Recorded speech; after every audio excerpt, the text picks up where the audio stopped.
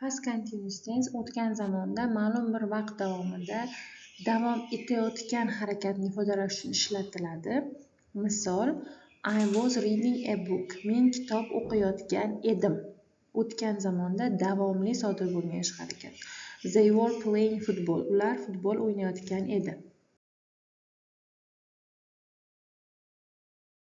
Past continuous tense. Past continuous tense o'tgan zamonda ma'lum bir vaqt davomida davomli sodir bo'lgan ish harakatni aytish uchun ishlatiladi. Odatda boshqa bir harakat sodir bo'layotgan paytda ikkinchi harakat sodir bo'ladi yoki aniq bir vaqt bilan ifodalaymiz. I was watching TV at 8 p.m. Bunda vaqt bilan. She was studying when I called her. Men unga qo'ng'iroq qilganimda u o'qiyotgan edi. Tuzilish strukturasi direct gapda subject plus was were plus verb ing, ya'ni to be'ning o'tgan zamon shakli was were ishlatiladi.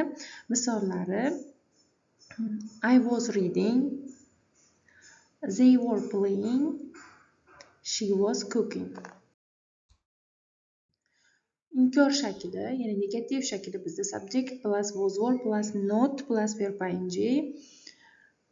Har bir was were o'tgan zamon to be'lardan keyin not ishlatiladi. Qisqartma shaklida not qisqarib wasn't va weren't shaklida kelishi mumkin. So'roq shaklida o'tgan zamon to be'lari was were oldinga chiqadi, plus subject plus verb ing holatida keladi. Misol, was she reading a book? U kitob o'qiyotganmidi deb tarjima qilinadi.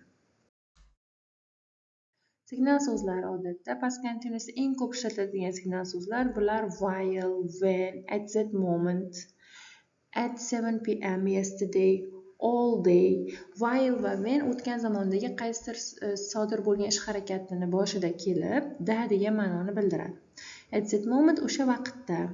At 9 p.m. yesterday kecha shu soatda yoki all day bugun butun kun bo'lib keladi. For example, I was studying while he was playing games. Men o'qiyotgandim, u o'yin o'ynayotganida.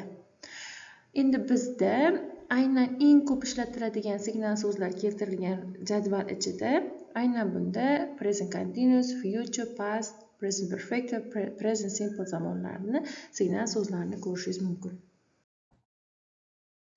Misollari: I was doing my homework. Men uyga vazifamni qilayotgan edim. She was cooking dinner. U kechki ovqatini pishirayotgan edi. They were watching a movie. Ular kino ko'rayotgan edi. We were talking about the lesson. Biz dars haqida gaplashayotgan edik. Past continuous plus past simple kelishi mumkin. Bu paytda ko'pincha past simple aynan o'tgan zamondagi vaqtni ifodalash uchun ishlatiladi. I was reading when he came. U kelganida men kitob o'qiyotgan edim. Qachon so'rog'idagi gap, ya'ni past simpleda beriladi. E'tiborlaringiz uchun rahmat. Thank you for your attention. If you have a question, please write on comments and we will answer it.